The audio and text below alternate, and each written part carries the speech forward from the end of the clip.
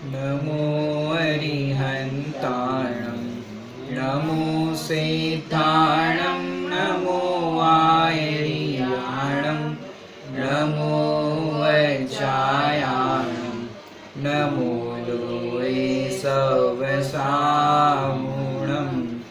सतीर्थ वीर प्रभु का जग में प्रवर्ते निज तत्व बोध पाकर सब लोक हर्षे दुर्भावनान आवे मन में कदापि निर्विघ्न निर्विकारी आराधना प्रवर्ते।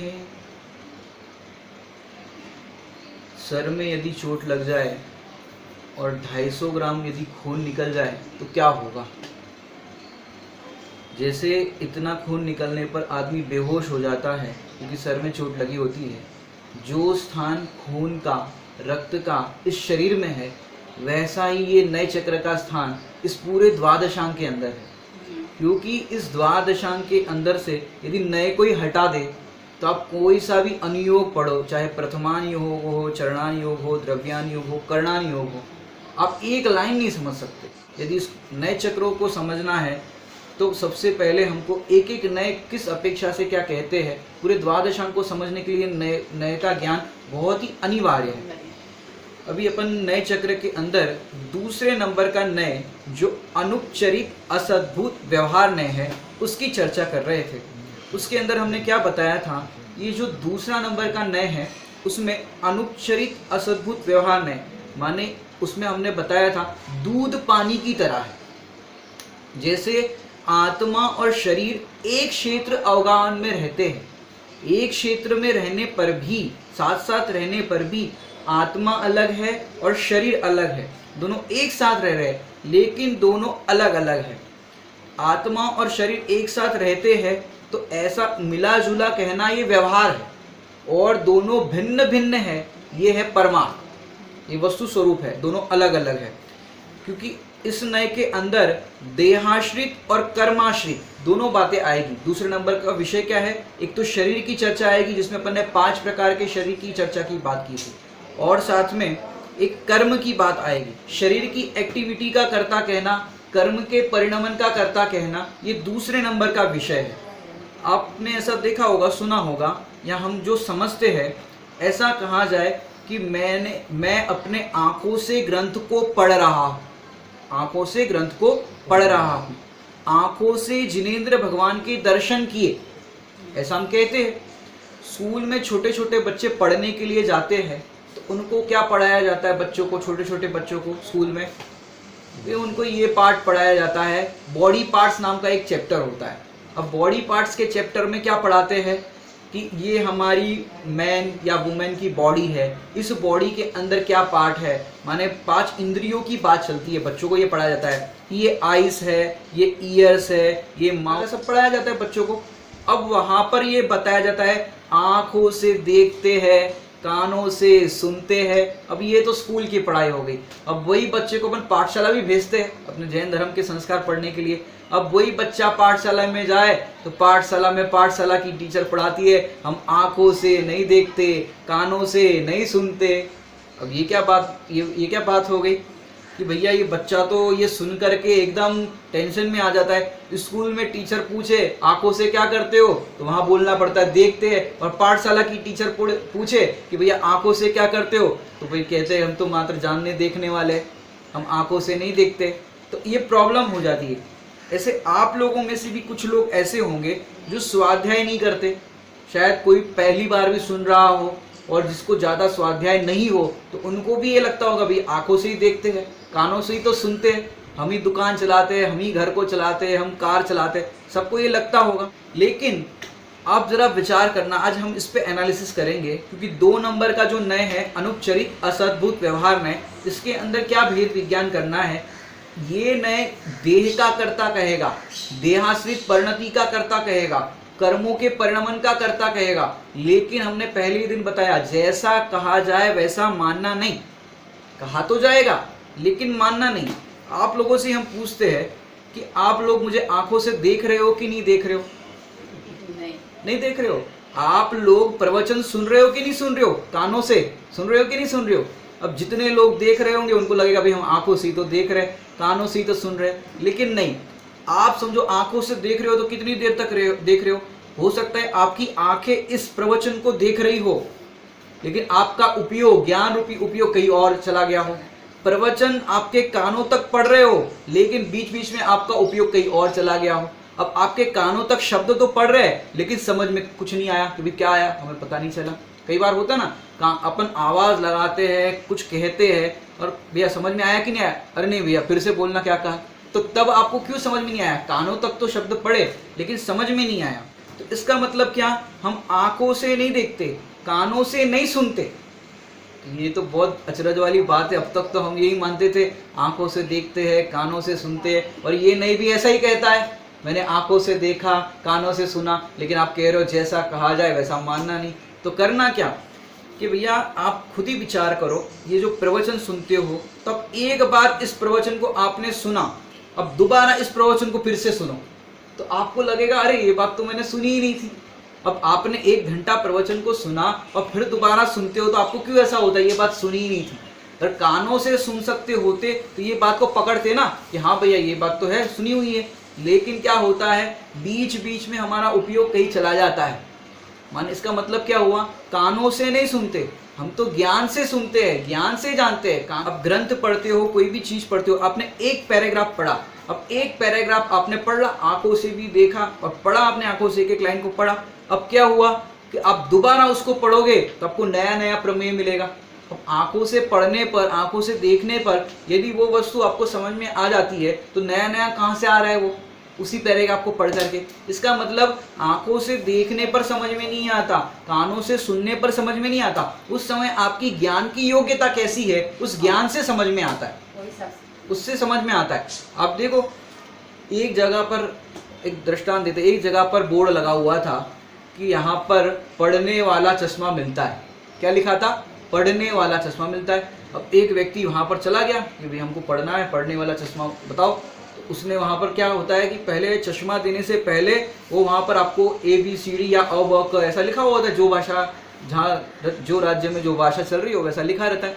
अब दूर रखा होता है ABCD वगैरह लिखा हुआ, और यहाँ पर आपको बिठा करके कहते हैं कि भैया ये पढ़ो क्या लिखा है। तो वहाँ पर लिखा था ABCD, वो पढ़ ही नहीं पा रहे भैया, और नंबर चेंज कर रहे, और नंबर चेंज कर रहे, वो पढ़ ही नहीं पा रहा है। तो सबसे हाई वाले नंबर लगा के देखे तो भी नहीं पढ़ पा रहे। तो भैया आपको इतना कैसे पढ़ नहीं पा रहे हो?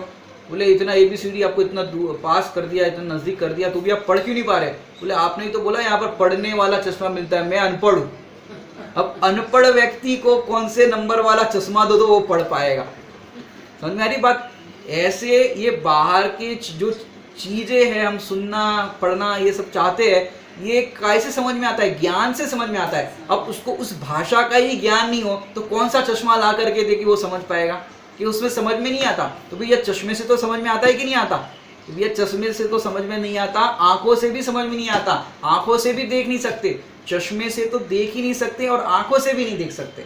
ये जैन दर्शन की बात है। हो गई आंखों की बात। अब कानों से तो सुन सकते कि नहीं सुनते? अपन एक एक इंद्रियों को देखेंगे, क्योंकि हम हमारे अंदर क्या है, हमको ऐसा अंदर क्या बोलते हैं, ऐसा भ्रम हो गया है, क्योंकि दिखता है ना, आंखों से मैंने देखा तो लगता है मैं आंखों से देख रहा हूँ, कानों से सुना तो लगता है कानों से सुन रहा हूँ।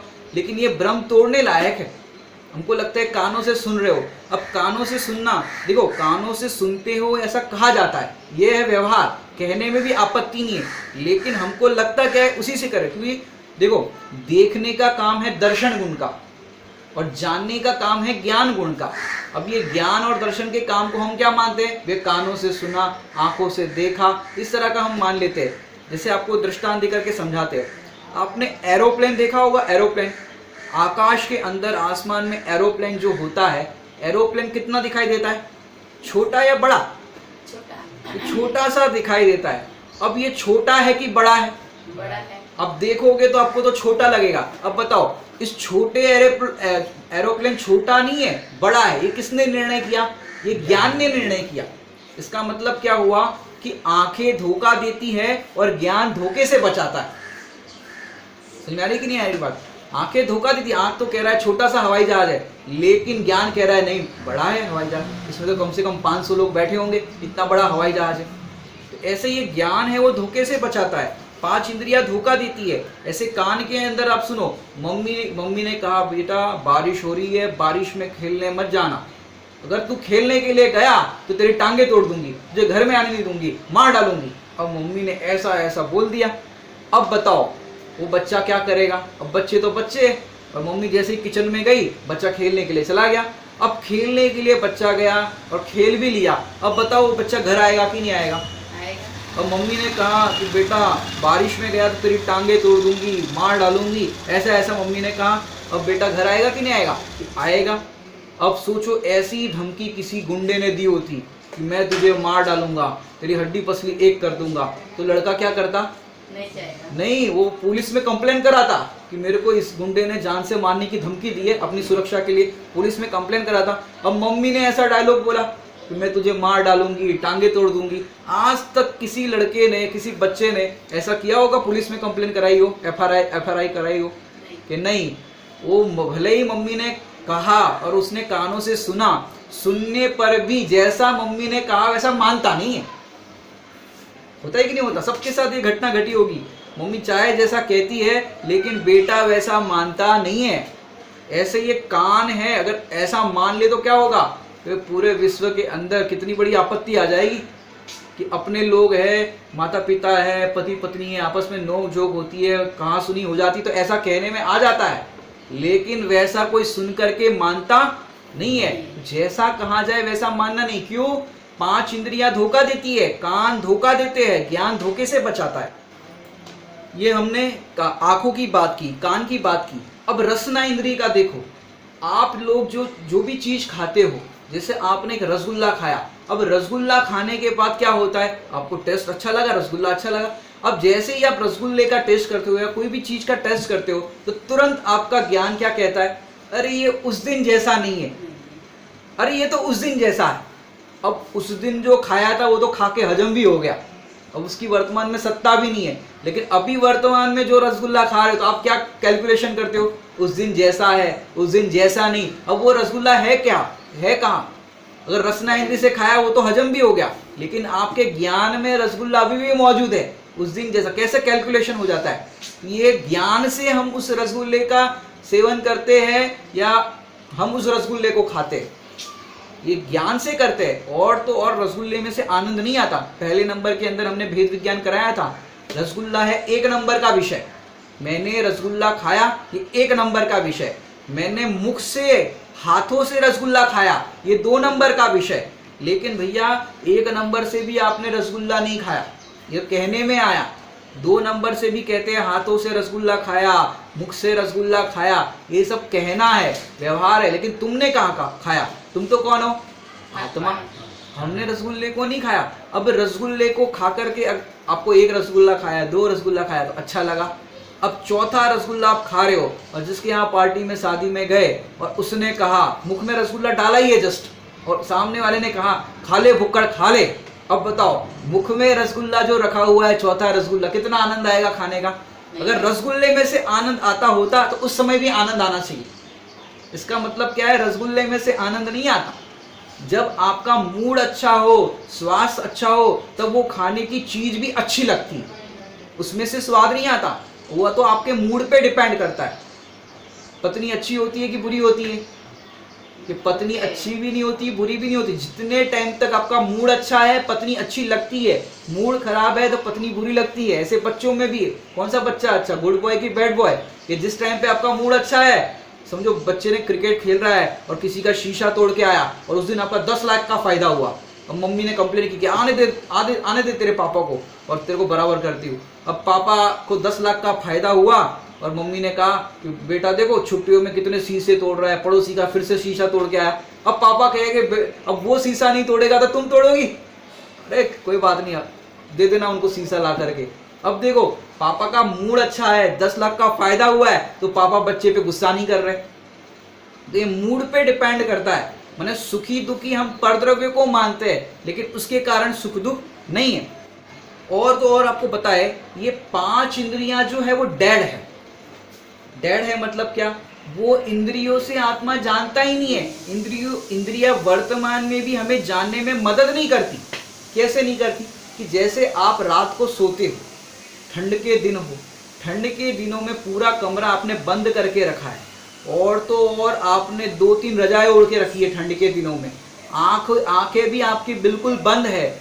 उस आंखें बंद होने के टाइम पे पूरा कमरा अंधेरा है, उस टाइम पे आपको जो रंगीन रंगीन सपने नजर आते हैं, सपनों में वार्तालाप नजर आता है, ठंड का दृश्य हो तो ठंड सा फीलिंग होती है, गर्मी में गर्म जैसी फीलिंग होती है, आग का दृश्य देखा तो आग की गर्मी की फीलिंग होती है, क्रोध का दृश्य अगर सपने में देखा तो आप क्रोधित हो जाते हो, लड़ाई झगड़ा हो तो आपके अंदर वो लड़ाई झगड़े जैसी फीलिंग आती है। अब बताओ, 5 इंद्रियों की उस टाइम पे कोई मूवमेंट नहीं हो रही है, कोई प्रवृत्ति नहीं हो रही है, फिर भी आपका ये प्रवर्तन सपने में दिखाई देता है और वैसी की वैसी फीलिंग आती है। तो कैसे आती? ज्ञान से आती। इसका मतलब क्या? कि ये 5 इंद्रियों से मैं नहीं जानता, मैं तो मात्र ज्ञान से जानने देखने वाला हूँ, जानता देखता ही हूँ, 5 इंद्रियों से मैं कुछ नहीं करता। तो ये हमने ये पॉइंट पढ़ा, 5 इंद्रियां धोखा देती हैं और ज्ञान धोखे से बचाता है।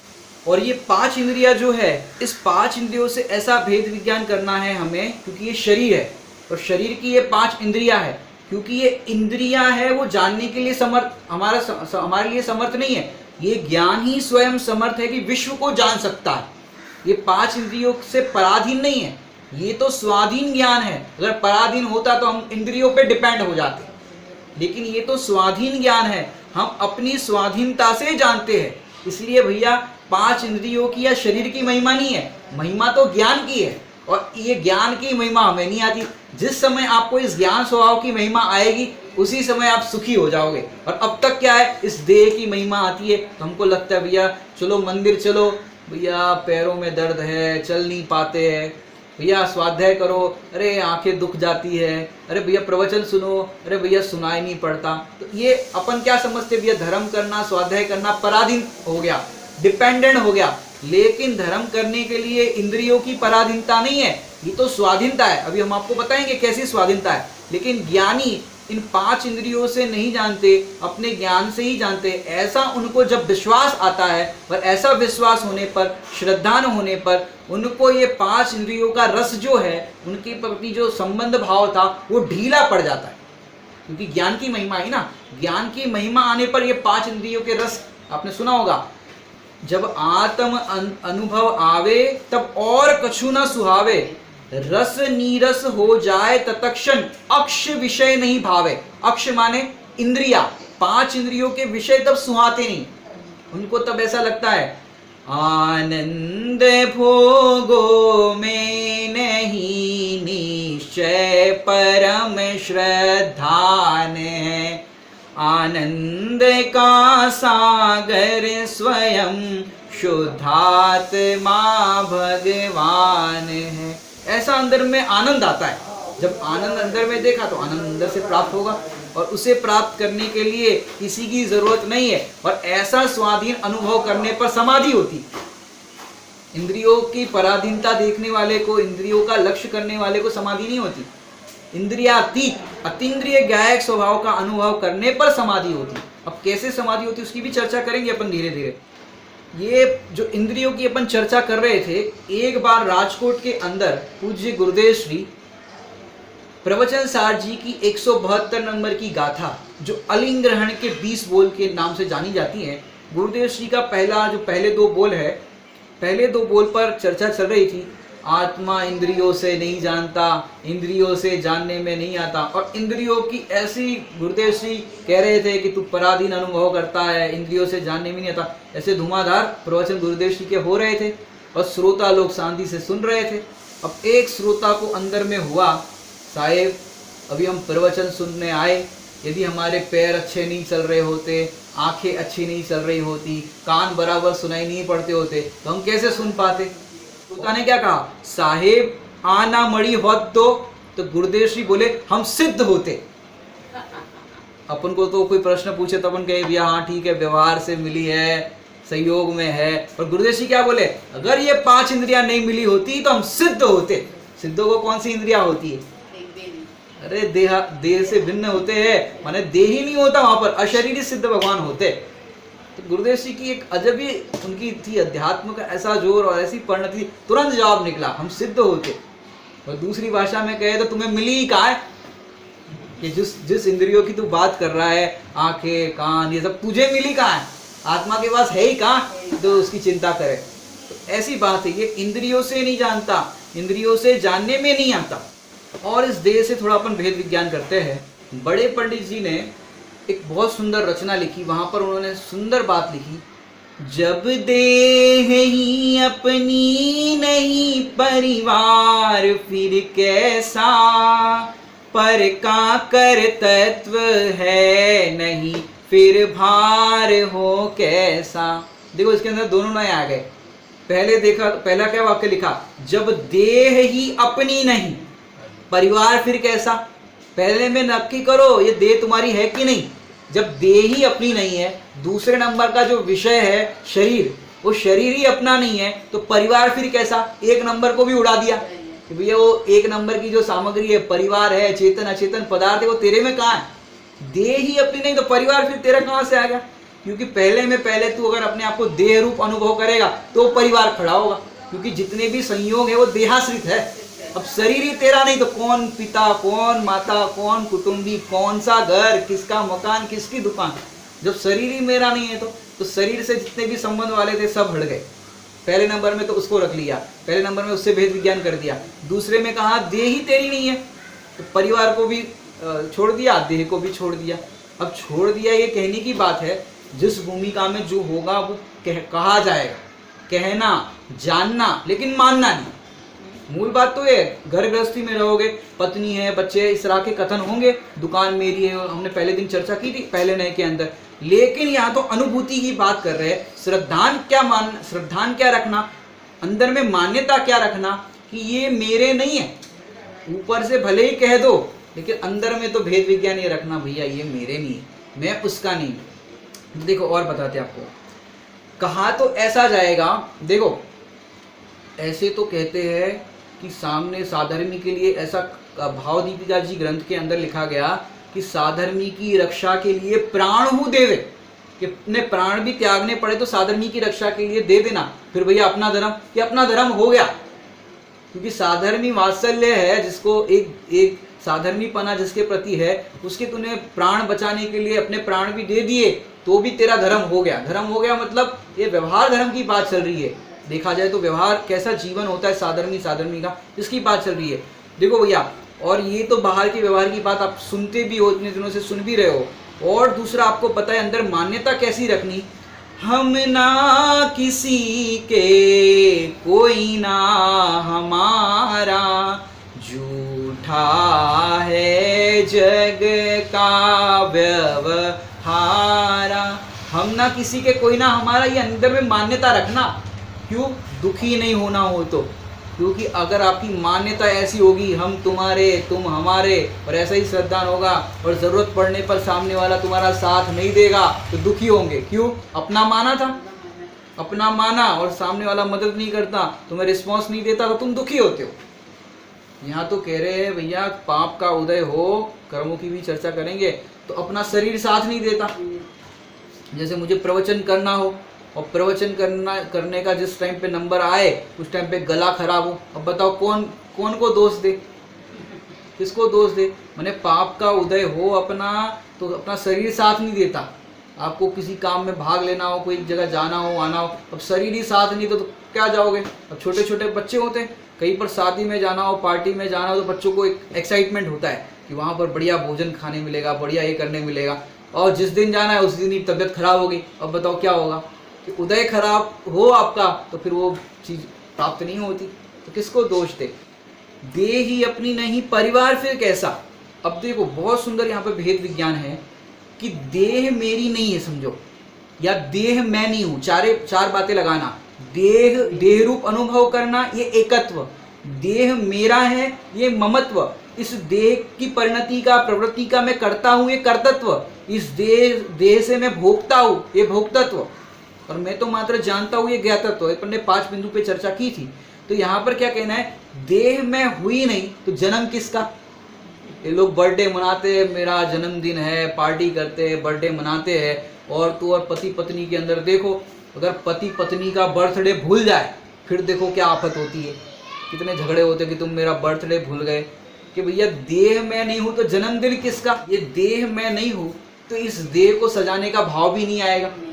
ये श्रृंगार वगैरह करे, अब देह हूँ तो देह को अच्छी रखना है तो भैया क्या करो, ये पाउडर लगाओ और क्रीम लगाओ, ये सब से देह को सजाना चाहता है। जब वह देह हुई नहीं तो कौन सजाएगा? जो चीज अपनी नहीं है उसकी केयर कौन रखेगा, कौन संभाल रखेगा, कौन उस पर सजाने का खर्चा करेगा? जैसे किसी का किराए का मकान हो, अब किराए के मकान के अंदर कुछ टूट फूट हो जाए तो किराएदार कितना खर्चा करेगा?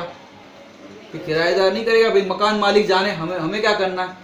ऐसे ये देह है, ये देह तो क्या है, मकान है। अब इस मकान के अंदर तो हम कौन है? किराएदार है। थोड़े टाइम के लिए आए हैं और फिर तो अनंत काल के लिए सिद्धालय में जाना है। अब इसकी कौन करे? ये हम देखो, किराए का घर जो होता है वो किराएदार को कितना अच्छा लगता है कि नहीं भैया अभी तो हमारा नया मकान खरीद लेंगे या दूसरे किराए के मकान में चलेंगे। अब वो कितना उसकी केयर रखता है।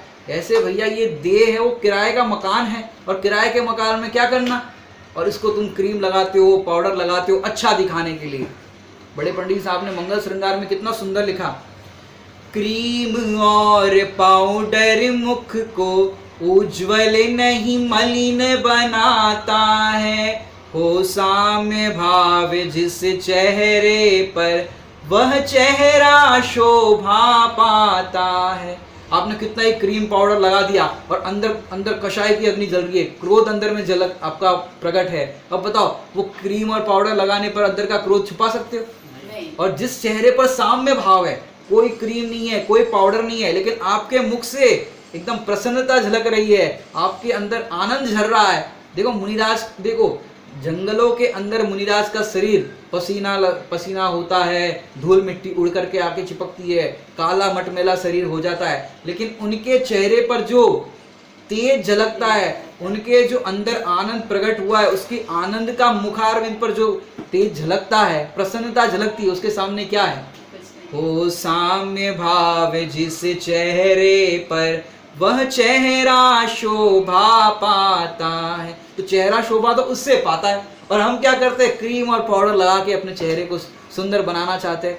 ये सुंदरता बाहर से क्रीम पाउडर लगाने से नहीं आएगी, और उल्टा पाप बंद होगा।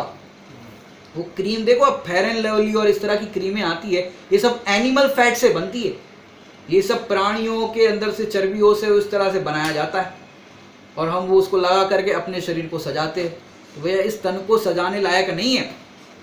और देखो देह अपनी नहीं है तो जन्म नहीं है, और जन्म नहीं है तो फिर उसको सजाना नहीं है। क्या पॉइंट लिया? देह नहीं हूं तो जन्म किसका, और जन्म नहीं है तो मरण किसका? तो मरण होता है कि नहीं होता? हम लोग पढ़ते तो है भैया, क्या पढ़ते हो? ये 12 भावना में पढ़ते हैं। क्या पढ़ते हो? राजा राणा छत्रपति हाथिन के असवार, मरना सबको एक दिन अपनी अपनी बात। वहां लिखा है, सही लिखा है कि गलत लिखा है? और हम कह रहे हैं मरण नहीं होता, वहां तो कह रहे हैं मरना सबको एक दिन। तो भैया सही लिखा है, आप थोड़ा एंगल बदल करके पढ़ो। किस एंगल से पढ़े? अपन थोड़ा पढ़ते हैं। जो राजा राणा छत्रपति हाथिन के असवार, मरना सबको एक दिन अपनी अपनी बार। इसका अर्थ क्या करेंगे? जो अपने को राजा मानता है, जो अपने को राणा मानता है, जो अपने को छत्रपति मानता है, जो अपने को पुरुष मानता है, जो अपने को स्त्री मानता है, वो मरता है। और जो अपने को आत्मा अनुभव करता है वो कभी नहीं मरता। जो इस रूप मानेगा वो तो मरेगा ही। अब कह रहे हैं हमारा देह नहीं है तो देह का श्रृंगार नहीं, जन्म नहीं हुआ तो मरण नहीं। भैया मरण किसको कहते हैं?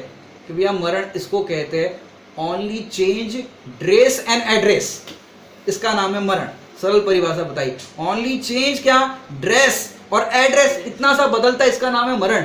बाकी कुछ नहीं होता, इतना सा होता है। और हम इस देह को पूरे लाइफ टाइम अच्छा रखना चाहते हैं, जिसका जैसा चेहरा है वो ऐसा बना रहे। सुंदर चेहरा है तो सुंदर बनाने के लिए कितने ही क्रीम लगा देते हैं, कितने ही पाउडर लगा देते हैं। काले व्यक्ति गोरा होने के लिए कितना कितना प्रयास करता है। मैंने कहते हैं 5 हफ्तों में आपका चेहरा गोरा हो जाएगा। अरे भैया ऐसा कैसे होगा? ये कर्म की प्रकृति, ये नाम कर्म की प्रकृति। देखो कर्मों की चर्चा है इस दूसरे नंबर के नए में कि भैया ये कर्मों की प्रकृति है। काला शरीर मिलना, गोरा शरीर मिलना, ये कर्मों का डिपार्टमेंट है। और तू चाहता है कि मैं इसको सुधार दूं। कैसे सुधारेगा?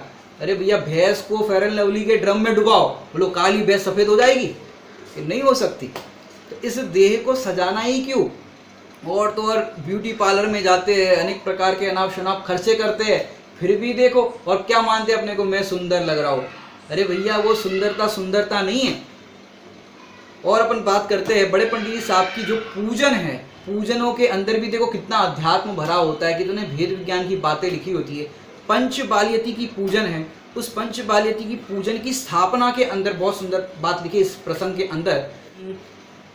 जो दर्पण सन्मुख हो जग में, मोही तन रूप सजाते हैं, त्यो तुम पूजन कर हे विभुवर, हम अपना भाव बढ़ाते हैं।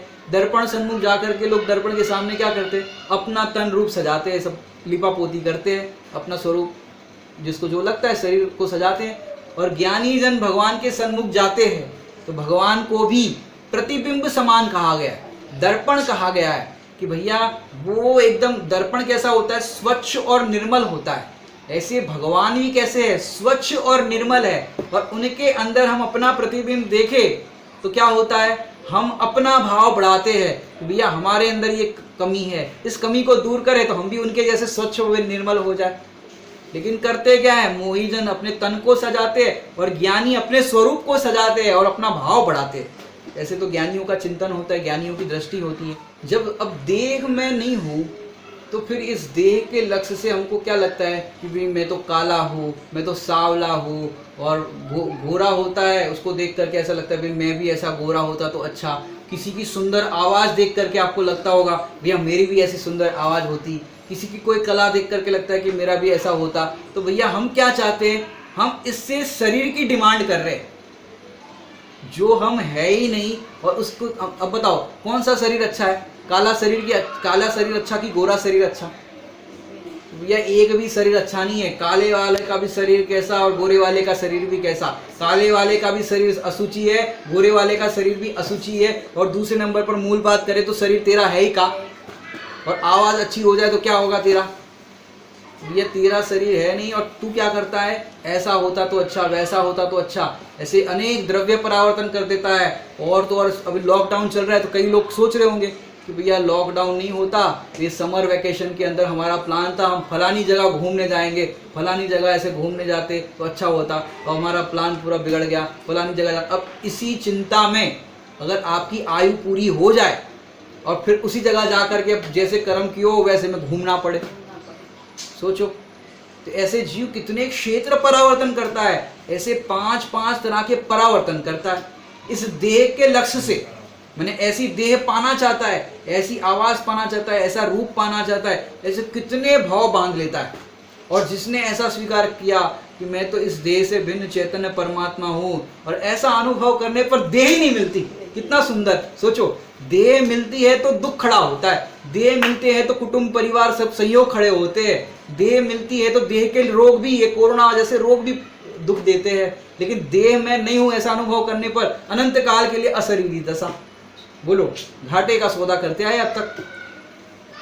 और तो और आपको बात करें, भेद विज्ञान की सुंदर बात करते हैं कि वर्तमान में समझो जो युवा अवस्था में है उनको अपना चेहरा बहुत अच्छा लगता है कि सुंदर दिख रहे हैं, हमारे घने घने अच्छे बाल है।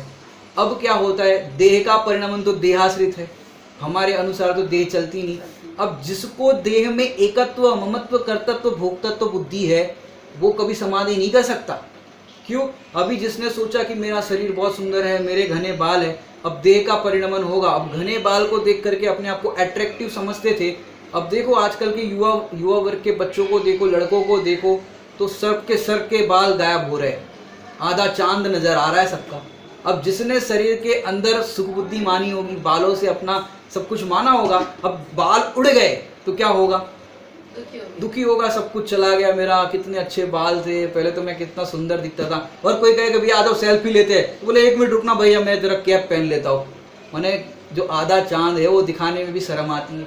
लेकिन भैया कह रहे हैं कि जो घने बाल थे वो भी तू नहीं था, और ये आधा चांद नजर आ रहा है वो भी तू नहीं था। तो दोनों के अंदर तो मात्र जानने देखने वाला ही है। तो जिसने ऐसा अभ्यास किया है वो उस टाइम पे भी दुखी नहीं होगा। जो मुनिराज माने युवा अवस्था में मुनिराज बनते हैं, उनका शरीर बहुत अच्छा होता है, और फिर तपस्या करके जीर्ण शीर्ण हो जाता है, तो फिर क्या होता है कि वो भी मैं नहीं हूँ, और जो अच्छा हस्त पुष्ट शरीर था वो भी मैं नहीं हूँ, मैं तो एक गया एक भाव। तो जो ऐसा अनुभव करता है उसको हर परिस्थिति के अंदर आनंद ही आनंद है।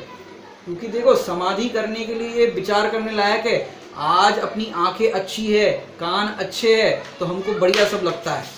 लेकिन भैया जैसे जैसे उम्र बीतती जाएगी, सब होता जाएगा, तब शरीर का परिणमन भी, स्ट्रक्चर भी सब खराब होगा, हमारे अनुकूल नहीं होगा।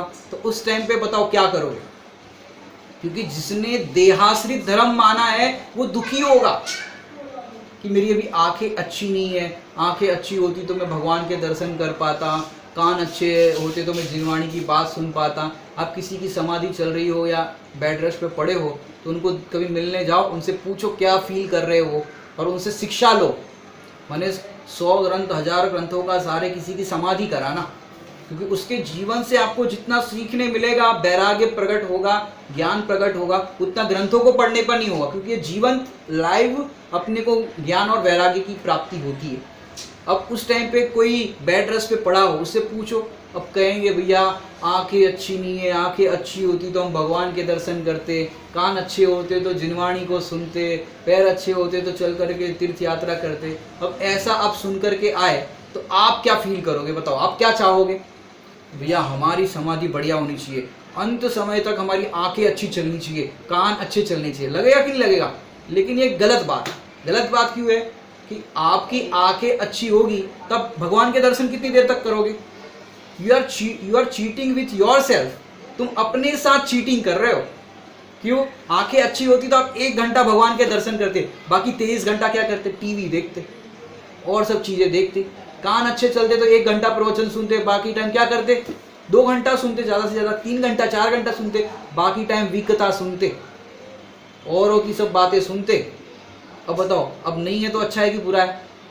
अरे भैया आंखें नहीं है, आंखें से दिखाई नहीं देता, अच्छी बात है, कानों से सुनाई नहीं पड़ता, अच्छी बात है। ये क्या बात हो गई? अच्छी बात हो गई कि आपको एक बहुत सुंदर आत्मानुशासन के अंदर गुणभद्राचार्य ने 91 नंबर का जो श्लोक लिखा है, उसके अंदर बहुत सुंदर भाव लिखा है कि अच्छा ही हुआ कि विधि ने तेरी आंखों से देखना बंद कर दिया, कानों से सुनना बंद कर दिया। क्यों? उसके अंदर क्या दिया है भाव, बताते आपको।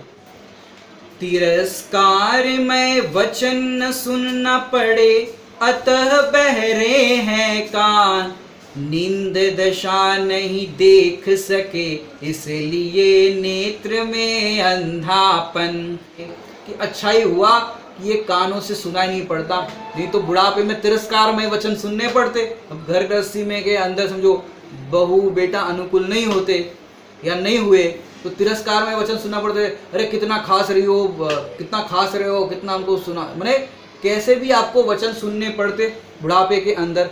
तो अच्छा ही हुआ विधि ने आपके कान ही बंद कर दिए, सुनना नहीं पड़े। और तो और कानों से सुनाई नहीं पड़ता हो, यदि कोई हम अच्छी भी बात कर रहे हो और बीच में बुजुर्गों को लक्ष्य करके या दादी का दादा का लक्ष्य करके अगर पिताजी का लक्ष्य करके कुछ कह रहे हो तो वो लगेगा उनको कि जरूर हमारी बुराई कर रहे होंगे, ये सोच रहे होंगे कि कब जाए और कब पिंड छूटे, माने आप देख देख करके ही दुखी होंगे। और यदि इंद्रियों की पराधीनता आपकी चली गई, इंद्रियों का लक्ष्य चला गया, तो आप उस समय भी अपने आप को उससे भिन्न अनुभव करोगे, आनंदित अनुभव करोगे कि अच्छा ही हुआ, आंखों से दिखाई नहीं देता। देखो भैया, एक प्रज्ञा चक्षु हुए, वो प्रज्ञा चक्षु जी कहते थे कि भैया वो जन्म से ही जन्मांध थे, लेकिन क्या था कि सब सुन सुन करके समयसार जी वगैरह याद हो गया था उनको, भेद विज्ञान की मूल बात समझ में आ गई थी। तो वे कहते थे कि अच्छा है भैया हमारी आंखों से नहीं दिखाई देता। क्यों? आत्मा का अनुभव करना है वो आंखों से तो होता नहीं, और जिससे अनुभव होता है वो ज्ञान मेरे पास है, और ज्ञान और इस तरह का मेरा भेद विज्ञान की धारा चल रही है, तो मुझे उसकी चिंता नहीं। और आंखें होती तो मैं और सब चीजें देखने में अपना उपयोग लगाता। अब आंखें नहीं है तो मेरा उपयोग बाहर जाने का सवाल नहीं, और ज्ञान है तो सीधा बस ये स्वाध्याय जो करते हैं ज्ञान में ज्ञान उपयोग लगाते रहते और आनंद करते रहते। और उनकी समाधि भी बहुत मस्त हुई। अपन को लगता है भाई अंधे है, बिचारे है, अरे भैया उनसे पूछो बिचारे की कैसे है। और तुम्हारी आंखें हैं तो कहाँ कहाँ तुम आंखों को आंखों का दुरुपयोग करते रहते हो, कहाँ का उपयोग को भ्रमाते रहते हो, और उनकी आंखें नहीं तो बस सिमट गए अपने में, अपना काम कर लिया। तो भैया देखो क्या होता है, बोलने की शक्ति होती है तो हम क्या करते हैं कि शक्ति होती तो बोलते जाते हैं, पर विकता करते जाते हैं। वीतरा की कथा कम करेंगे और विकथा ज़्यादा करेंगे। और फिर कहते पैर अच्छे चलते तो तीर्थ यात्रा तो कर पाते। अरे भैया तीर्थ यात्रा कम करते और जगह घूमने ज़्यादा जाते, शादियों में जाते और जगह जाते। आप इस धर्म आराधना में कितना उपयोग करते सोचो। पंडित साहब के, भाई साहब के, आदरणीय भाई साहब के प्रवचन आप सुनना समाधि मरण के, तो उन्होंने कहा कि आप बेड रेस्ट पर हो, आप वृद्ध अवस्था है आपकी, बेड रेस्ट पर हो, तो ये पाप का उदय है कि पुण्य का उदय है? तो भाई साहब ने वहां पर बताया ये आपका पुण्य का उदय है। तो कैसा पुण्य का उदय? कि भैया अब आपने जीवन भर जो स्वाध्याय किया है, जो भी आपने आराधना की है, अब बस आप बैठ करके, लेट करके आप बस उसी में मगन हो जाओ, उसी का चिंतन करो, उसमें आपको कोई डिस्टर्ब नहीं करेगा। अगर आपका स्वास्थ्य अच्छा होता तो क्या होता, दादाजी आपको शादी में जरूर आना है, अब आप बेड रेस्ट पर पड़े हो तो आपको कोई नहीं कहेगा कि भी शादी में आना पड़ेगा। आपको तो कहेगा दादाजी आप तो आराम करो और आप बस आशीर्वाद दे दो, काम अच्छे से हो जाए। ऐसे बड़े बुजुर्गों का लोक व्यवहार में आशीर्वाद लेते।